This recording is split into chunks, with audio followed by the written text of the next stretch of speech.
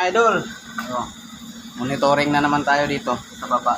Yan ano, timbangan ng mga buhangin, graba, ano. Yung timbangan niya, may ano din sa load cell. Ito may problema, butas. So, titimbang siya pero may butas.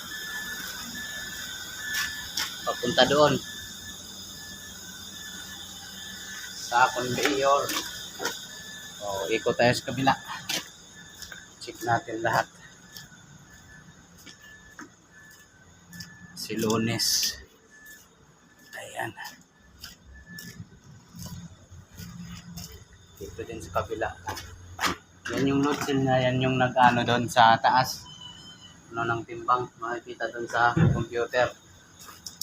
So, ay iting butas. Kaya pag nagtimbang, mayroon siyang ano na buhangin. Pati dito ay graba. Buhangin naman. Ito, ano ang tawag dito? 3/8.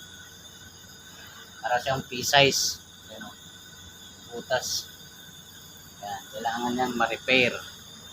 Pa-repair natin yan. Kaya, pag nagtimbang siya, merong habang umiikot pa to, yun, ay magkalaman na siya. Bali, nagkulang na yung timbang dito. Kasi tumatakbo na eh. Nasa baba na. So, wala tong trabaho.